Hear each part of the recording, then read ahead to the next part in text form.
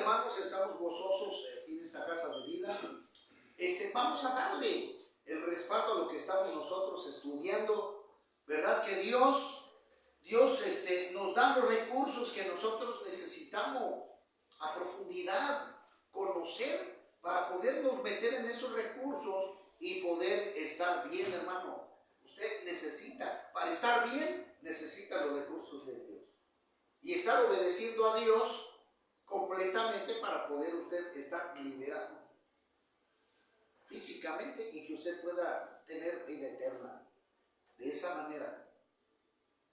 Entonces, vamos a ver, hermanos, esos recursos que Dios nos ha reprogramado, que nos ha heredado, que nos ha dado, que son el perdón, la liberación de la naturaleza pecaminosa, la obediencia total o justicia, la autoridad y el poder. Al hablar del perdón, hermano, el mundo espiritual y celestial funciona de manera que si tienes pecado, Dios no tiene trato contigo. Escuche bien, porque esto es bien importante. No hay una relación con Dios porque Él solo se relaciona con quien tiene perfección o justicia. Esto debido a que el mundo espiritual es un mundo legal. El primer aspecto que debemos captar es que Dios solo trata con gente que no tiene pecado. Eso es verdad. Romanos 3:23 dice: todos han pecado y están destituidos de la gloria de Dios. Desde el principio el plan de Dios era que el ser humano tuviera una vida gloriosa, impactante y abundante. Pero lo que impidió, desvió o causó que esto sucediera fue el pecado. Dios dice que todos pecaron y por consecuencia están separados de Él. No tienen relación ni tampoco trato con Dios. Esto es verdad, porque el pecado contamina, nos separa de la presencia de Dios. Solo hay dos maneras para que alguien sea limpio o santo o esté sin pecado, pues. La primera manera es que la persona nunca peque. Desafortunadamente no hay nadie que no haya pecado. Entonces es que la segunda opción toma lugar. La única manera de quitar el pecado y restablecer la relación con Dios es a través del perdón. La palabra perdón quiere decir soltar. Si alguien ha sido perdonado, quiere decir que ha sido soltado de algo. Por ejemplo, si alguien me agrede y yo lo perdono, lo suelto de sus acciones hacia mí y de las consecuencias de sus actos, las cuales serían que yo estuviera molesto y lo tratara mal. Pero perdonar quiere decir soltar del evento y de sus consecuencias. Esto se convierte en algo sumamente importante porque sabemos que la vida está fincada sobre principios de causa y efecto. Pues la Biblia dice: el alma que pecare, esa debe morir. El universo y la vida están construidos de tal manera que cuando pecamos hay consecuencias eternas. Dios es justo y una de las grandes misericordias del mundo antiguo fueron los 10 mandamientos. Dios fue misericordioso porque las cosas en la antigüedad llegaban al grado que si una persona o existía una pelea, alguien perdía un diente, podía llegar a matar a quien lo golpeó, tan solo por rencor o coraje. Al llegar la ley de Dios, la misericordia llegó también porque el castigo era conforme al hecho. Hubo entonces una balanza en los juicios. En cambio, hoy, en el mundo árabe, si robas te cortan las manos. Es un castigo drástico, no una ley justa. Robar algo no debe tener una consecuencia tan tajante. Dios, al dar la ley, tuvo misericordia del mundo porque los castigos fueron conforme a los hechos. Es así como podemos entender algunas cosas sobre Dios, nosotros y el universo. Cuando Dios comienza a hablar de pecado, refiere que el pecado tiene consecuencias eternas. Nosotros fuimos hechos a la imagen de Dios, tuvimos atributos similares a los de Él, incluso aún conservamos remanentes de ellos. Somos seres eternos.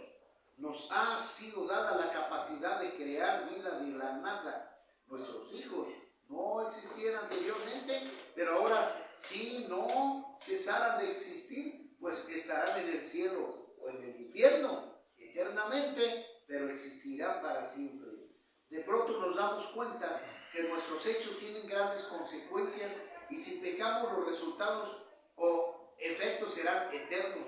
Si una ley eterna es rota, porque al siguiente la consecuencia es igualmente eterna y su castigo también. El mundo espiritual y natural son mundos legales. Por eso cuando alguien muere sin Cristo es sumamente terrible, porque la consecuencia y el castigo son eternos. El perdón llega a ser algo importantísimo, porque las consecuencias de no recibirlo son tremendas. La primera consecuencia es el infierno o separación eterna de Dios. Esto significa que si alguien elige no recibir a Dios, estará alejado de Él para siempre. ¿Cuáles son las implicaciones de estar separado de Dios eternamente? El infierno está compuesto de todo lo opuesto a Dios. Dios es amor, el infierno es odio y temor. Dios nos da vida eterna, fuerza y seguridad, salud, consolación, luz y recompensa. El infierno es inseguridad eterna, debilidad, temor, enfermedad, soledad, obscuridad y tormento eterno. El infierno será un lugar lleno de odio. Allí la soledad será tan densa que verdaderamente se estará solo para siempre. Si hemos tenido pecado en nuestra vida, la única alternativa que nos queda es que Dios perdone nuestros pecados. Todo lo que sucede desde que nacemos, de acuerdo a la perspectiva de Dios, tiene la prioridad de prepararnos para la eternidad. Por ejemplo, si quieres levantar un negocio, está bien, pero Dios te respaldará. Pero no lo hará si el negocio será tu prioridad.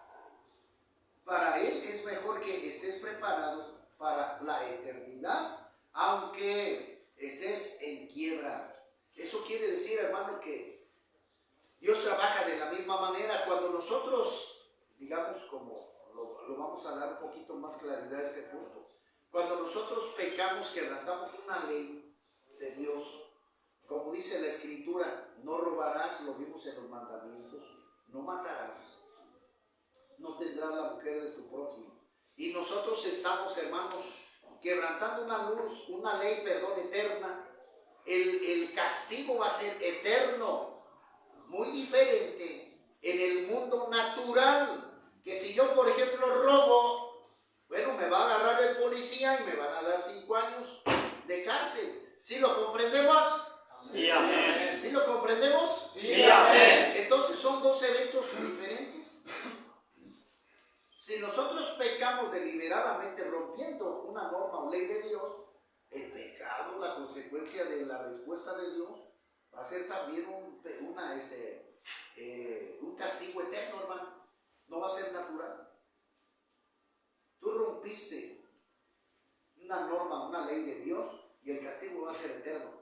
Por eso Dios dice, el infierno va a ser para ti. Si tú le robaste a tu mamá, no pasa de que te hable groseramente o te corra de casa. Así nomás, no pasa de él. Y si quieres enmendar eso, como dice aquí el paso número 6, tienes que pedirle perdón y tienes que comprarle lo que tú le robaste. Solamente así puedes sanar eso físicamente, en la vida natural. Pero en la vida espiritual, ¿verdad? Si nosotros rompemos esa norma de Dios, ¿verdad? Nos va a llevar a consecuencias eternas, sobrenaturales. Y Dios va a castigar tremendamente eso. Es por eso que la gente, como no sabe esto, como no conoce la palabra de Dios, no sabe las consecuencias del pecado. Eso es lo terrible. Y ni quieren saber. Porque ahora que estuve yo en los funerales, que hablábamos de la muerte, ¿estará usted preparado para la muerte? La gente se iba, no quiere escuchar. No quieren escuchar. Y eso es terrible. Porque nosotros tenemos que ir precisamente a sanar nuestra vida si queremos tener perdón de Dios. El segundo punto es liberación de la naturaleza pecaminosa. Ahora bien, estudiaremos la segunda doctrina, que habla básicamente de dos cosas: la muerte de la naturaleza pecaminosa y la resurrección de los muertos. La muerte de la naturaleza pecaminosa. La Biblia nos habla de la depravación del ser humano. Por causa de la desobediencia de Adán, el hombre está perdido y por consiguiente no tiene más la imagen la cual fue creado. Como resultado de ello es egoísta. Si usamos esta palabra en un contexto psicológico, es un carnal. Si la utilizamos en el contexto bíblico, la palabra carnal es un buen adjetivo para describirlo, porque los problemas del ser humano básicamente son las concupiscencias, o en otras palabras, los deseos de los ojos, los deseos de la carne, la vanagloria de la vida, y no tienen las habilidades de frenarnos. Otra frase que usamos para referirnos a la carnalidad es la naturaleza pecadora. Con ello se quiere decir que el tener tal condición es natural, pecar. Otra sería el viejo hombre o la persona que hemos sido. Otra más sería la naturaleza adámica, la cual se refiere a que el ser humano está operando en una base que no es teocéntrica, donde Dios es el centro de todo, sino egocéntrica, donde el yo o la persona es el centro de todo. Todo esto encierra el significado de lo que la Biblia llama carnalidad. En Romanos 7, del 19 al 25, Pablo dice: las cosas que yo quiero hacer, no las hago, y las cosas que no quiero hacer, esas las hago. ¿Quién me librará de este cuerpo de muerte? Parafraseando el mensaje. Sabemos que debemos hacer, pero no lo hacemos. Es el argumento de Romanos 2, 17 y 23. Ahora bien, tú que llevas el nombre de judío, que dependes de la ley y te jactas de tu relación con Dios, y tú que te jactas de la ley, deshonrarás a Dios quebrantando la ley. Entonces, esto, hermano, nos lleva pues a que nosotros tenemos que estar bien profundamente convencidos de lo que significa precisamente la liberación de la naturaleza pecaminosa. Primeramente, pienso yo en el Señor que tenemos que buscar el perdón de Dios para que éste nos aleje de la naturaleza pecaminosa, pero puede ser a través del arrepentimiento, del perdón a Dios, para que me libre primeramente en el espíritu y después pueda ser también en el aspecto natural de la carne. Una persona que busca el perdón de Dios lo va a perdonar si te arrepientes, y en el ámbito espiritual vas a ser perdonado, pero se va a reflejar en tu mente, en tu cuerpo, en el exterior, y no va a caer. Y cuando la gente no lo busca de la manera consciente, va a llegar al fracaso, porque no está siguiendo el lineamiento que determina esto. La ley está diseñada para revelarnos la gloria de Dios y su naturaleza, para revelar lo que abre el cielo legalmente y lo mantiene abierto. Si me paro junto a la belleza del castillo, ¿quién me va a notar? En este sentido, la ley me condena. Lo que queremos captar es que, como dice Pablo en el libro de Romanos, la ley es buena, la ley es gloriosa. El problema somos nosotros por haber caído en el pecado, y que con esta naturaleza pecadora, o sea, corrupta, no hay nada que podamos hacer desde nuestra propia iniciativa. No podemos cambiar las circunstancias hasta que Dios nos tenga misericordia. Si Dios nos revela cómo somos en realidad, pasaríamos toda la vida pensando que estamos bien, que somos mejor que otros, o buscaríamos un mejor escenario. Tal vez de manera inconsciente concluiríamos que tenemos gran valor y que Dios nos quiere poner en su casa. Entonces es bien importante que nosotros vayamos al arrepentimiento para que nosotros podamos estar bien situados en lo que puede molestarnos a nosotros. Esa es una base bíblica que puede fortalecer nuestra vida, que nos puede acercar a la presencia de Dios a través de la liberación de la naturaleza pecaminosa. Es importante que nosotros lo hagamos. para que nosotros podamos alcanzar pues un punto importante. El siguiente sería la justicia de Dios. Sabemos que en el ámbito natural hay límites. Por ejemplo, no podemos comprar salud, dignidad, moralidad, mas con los recursos que Dios nos ha dado se puede arreglar todos los problemas que haya, sean emocionales, de sentimiento, inferioridad, de aceptación y otros más. Dios quiere que enfrentemos la vida con la seguridad de que hay un depósito de Él en nosotros que nos hace ser más que vencedores. Si tenemos recursos podemos enfrentar cualquier problema. Esa es la razón por la que el enemigo siempre está luchando, para que no conozcamos los recursos que Dios nos ha dado. El primer recurso es el perdón. El segundo, la liberación de la naturaleza pecadora. El tercer recurso es la justicia de Dios. La justicia de Dios es la doctrina más profunda de la Biblia. Y es lo que nosotros debemos de implementar, de que nosotros podamos aprender a conocer. Dice la Escritura: sed pues vosotros perfectos como vuestro Padre que está en los cielos es perfecto.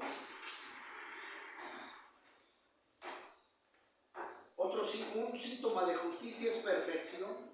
Por lo tanto, la obediencia total es lo mismo que ser justo. Y si somos justos, podemos añadir un tercer sinónimo: somos perfectos. Así es como Dios piensa. Una persona que ha obedecido totalmente es como Él, perfecto, justo y obediente. El Salmo 72:1 dice: oh Dios, da tus juicios al rey y tu justicia al hijo del rey. Él juzgará a tu pueblo con justicia y a tus afligidos con juicio. Eso nos dice que la plomada de Dios es la justicia.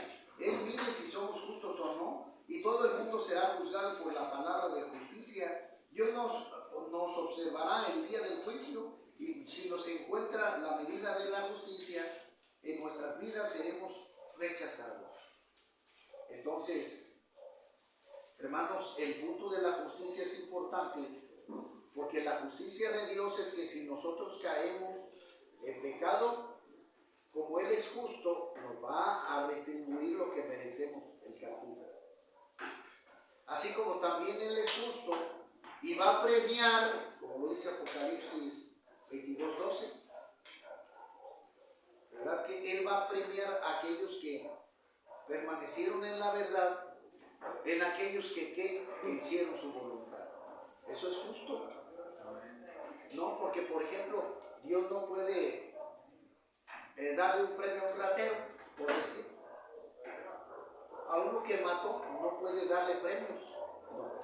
Lo justo, lo correcto es que lo castigue, porque la paga del pecado es la muerte, dice la Escritura. Entonces Dios es justo, hermanos. Va a castigar a aquel que está en contra de Él, que no se disciplina, que no obedece. Pero va a ser justo con aquellos que son obedientes a Él. ¿Sí me explico? Sí, amén. Entonces, importante que nosotros, yo estoy resumiendo un poco todo esto porque está largo, pero para ir entendiendo estas cosas y que nosotros vayamos, pues, razonando un poco sobre esto. Dios tiene autoridad. Hay dos temas que son fundamentales en la Biblia. El primer tema es: Dios solo trabaja con gente justa. ¿Cómo puede Dios tomar un pecador y hacerlo justo? La manera en que Dios lo hace es justo a través de las primeras tres doctrinas que hemos visto anteriormente. Él nos perdona, nos libra de la naturaleza pecadora y nos regala la justicia de Jesús. Ya estamos sin pecado, con nada en nuestro interior que produzca pecado. Y ahora somos justos con la misma justicia de Jesús. Indudablemente estoy calificado para que Dios trabaje conmigo, amén. El segundo tema fundamental en la Biblia es lo que hace Dios con la persona con que ya es justa. Esos son los dos pensamientos que encontramos en el Salmo 46. El sacrificio y la ofrenda no te agradan. Has abierto mis oídos. Holocaustos y expiación nos has demandado. Entonces dije: he aquí, vengo en el rollo de pergamino, está escrito acerca de mí. El hacer tu voluntad, oh Dios mío, me ha agradado y tu ley está en medio de mi corazón. No, para mí fue muy significativo que el Salmo dijera que el sacrificio y la ofrenda no le agradaron. Más adelante dice, holocausto y sacrificio nos has pedido. Estas ofrendas simbolizan la obra de Cristo. Yo siempre tenía la idea de que la obra de Jesús era la meta principal, pero conforme a estos versículos no lo es. Ante los ojos de Dios lo principal es tener a alguien que pueda realmente hacer y ser la voluntad de Dios. Hacer su voluntad es el sentido del poder y los dones. Hacer su voluntad en el sentido de carácter, integridad y santidad. Sacrificio y ofrenda o la obra de Jesucristo era la vía para que Dios pudiera tener a alguien que realmente dijese, todo lo puedo en Cristo. Si la meta es subir a una plataforma, los escalones son la vía para llegar ahí. No sería correcto pasar el tiempo subiendo y bajando 3 escaleras cuando la meta es llegar a la plataforma. Sin embargo, muchas de nuestras gentes pasan la mayoría de sus vidas en las escaleras de las primeras obras, arrepentimiento y pecado, consagrándose y cayendo, y nunca llegan a la plataforma para realmente hacer la voluntad de Dios. El anhelo de Dios es que, ya terminada la obra de Cristo, caminemos en su gloriosa obra, y que su gloria siga sobre nosotros para que hagamos su voluntad. Las primeras 3 doctrinas nos sitúan de manera correcta delante de Dios para llegar a la plataforma y poder hacer su voluntad. Cuando alguien es justo, Dios hace algo interesante. La Biblia dice que Él toma a las personas justas y las lleva a su trono y las sienta a su diestra. El trono de Dios es el lugar de autoridad más alto que existe, porque no hay autoridad más alta que Él. Entonces, si nosotros nos sentamos a la diestra de su trono, significa que ocupamos el segundo nivel de la autoridad más alta que existe. Precisamente es lo que significa, me mostrarás la senda de la vida, en tu presencia hay plenitud de gozo, delicias en tu diestra para siempre. Salmo 16:11. La razón que haya delicias es porque si estamos sentados a la diestra de Dios, estando allí, la autoridad es mía. Por tener su autoridad, yo puedo decir que sus delicias me tocan. Y juntamente con Cristo Jesús nos resucitó y nos hizo sentar en los lugares celestiales. Efesios 2:6. Es aquí donde comenzamos a entender este ángulo de la doctrina. Nos ha puesto en los lugares celestiales a la diestra de su trono. Cuando Jesucristo resucitó y se sentó a la diestra de Dios, no lo hizo solo. Llevó con Él a los justos y los sentó con Él en el mismo lugar. Entonces, hermanos, la justicia, ¿verdad?, es lo que Dios nos da, nos regala, nos comparte junto con Él para que hagamos ¿qué? Lo correcto. Por eso nos hizo a su imagen y semejanza. El siguiente, el poder. La segunda cosa que sucede cuando alguien es justo es que Dios le da su poder. Cristo fue muy claro acerca de las intenciones del poder del Padre en esa área. Jesús se acercó a ellos y les habló diciendo, toda autoridad me ha sido dada en el cielo y en la tierra. Mateo 28:18. Jesús está diciendo, todo el poder del Padre en el cielo y en la tierra me ha sido dado. Yo lo estoy dando a ustedes, por tanto, vayan y prediquen, porque todo el poder del cielo y la tierra les ha sido dado. El pasaje de Marcos 16:17 es similar. Estas cosas seguirán a los que creen, los que han recibido autoridad y poder. En mi nombre echarán fuera demonios, hablarán nuevas lenguas, tomarán sus serpientes en las manos y si llegan a beber cosa venenosa no les dañará. Sobre los enfermos pondrán sus manos y sanarán. Por tener autoridad y poder, el creyente va a ejercer dominio sobre el mundo espiritual, natural, animal, químico, etc. Y esto cubre todas las cosas. Cuando Nehemías estaba delante del rey, con el anhelo de reedificar la ciudad de sus padres, dijo que iba a necesitar autoridad, poder y recursos.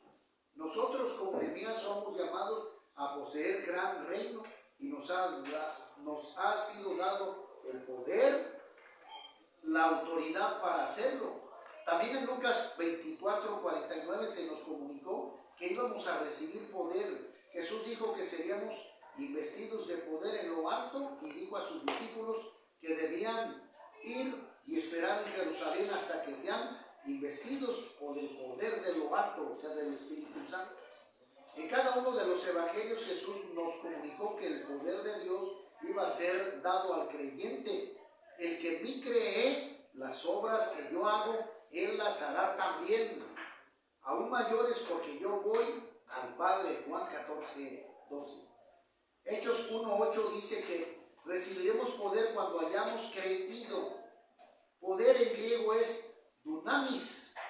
Nuestra palabra dinamita en español proviene de esa palabra. Entonces hemos recibido el dunamis de Dios. Esa misma palabra quiere decir potestad, dominio, imperio, reino y autoridad. Esos sinónimos muestran un gran dominio para contener el poder que hemos recibido.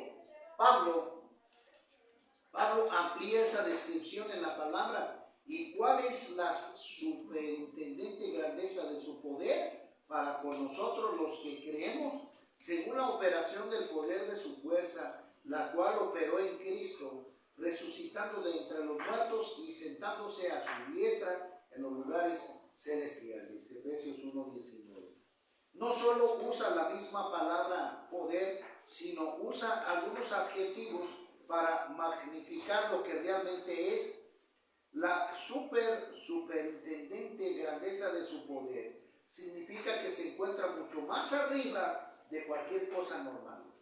Como cuando Jesús decía, yo he venido para que tengan vida y para que la tengan en abundancia. Abundancia significa arriba de lo normal, más lo común. Lo normal nunca estuvo en el plan de Dios para su pueblo. Superintendente eminentemente lleva el sabor de la realeza, combinando con la palabra grandeza. Grandeza es más allá de todo. Para entender a qué se refiere la frase, la superintendente grandeza de su dunamis, o sea, de su poder, te voy a dar un ejemplo.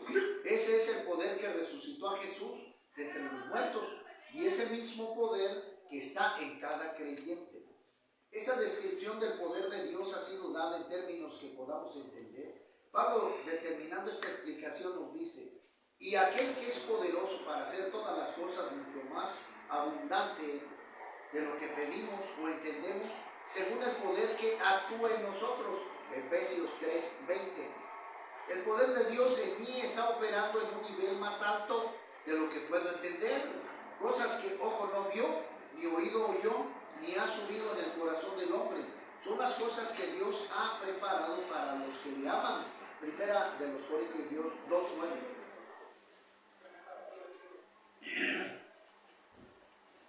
El poder en nosotros excede todo conocimiento. Con el bautismo del Espíritu Santo, Dios nos pone su autoridad y poder en el individuo. Por esta razón hay manifestaciones sobrenaturales al momento de recibirlo y no se puede evitar.